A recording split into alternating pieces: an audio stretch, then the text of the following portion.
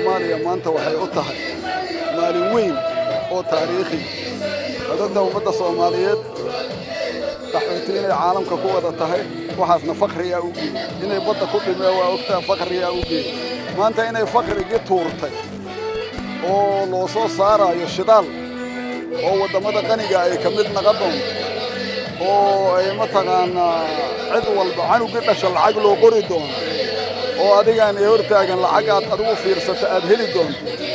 oo ummadda Soomaaliyeed ay nabad ku naaloo doonto ileen baahida hadday ka baxda colaad waa hereen hadda taas ma aan ahayn wax lagu farxo waa aad aan ugu faraxsanaa runtii waana marxameeya waxaana leeyahay meel kasta ummadda Soomaaliyeed joogto hambaliyaan leeyahay maanta waa maalin taariikhi ah waana guulaysateen faqrigana waa tuurteen waxaadna tihiin wadamada qaniga aad ka mid tihiin saaxiibo caalamiya waa yeelateen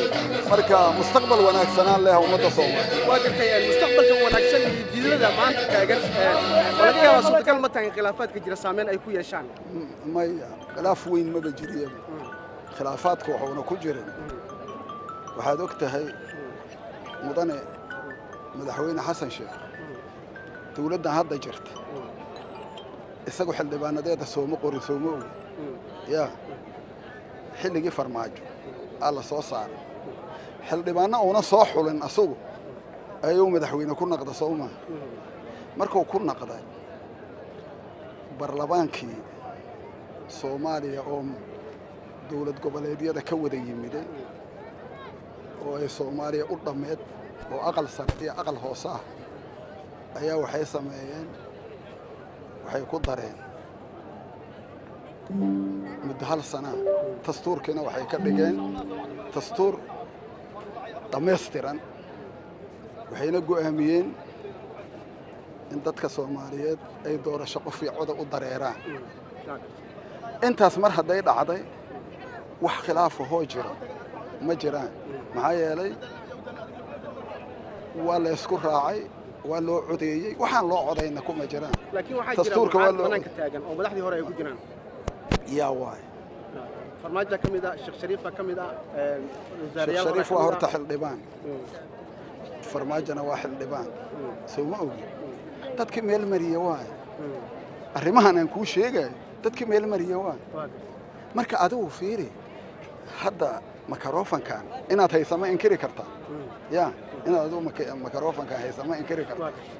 anu inaan waraysi dhiibayo ma inkiri karaa sideedaba waxaad ogaataa barlamaanka Soomaaliya kulligood wuxuu ku shaqeeyaa wax la yiraahdo aqlabiyad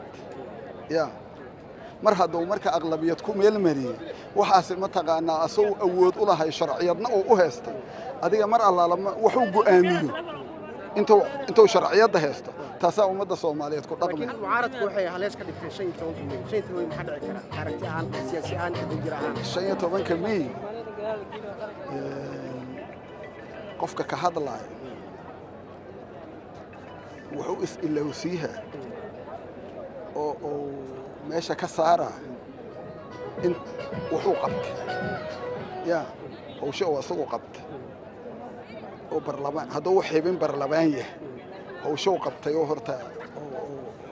oo hilmaansan yahay hadduu yahay niman xildhibaan ahayn oo dawladda ka mid ahayn haddee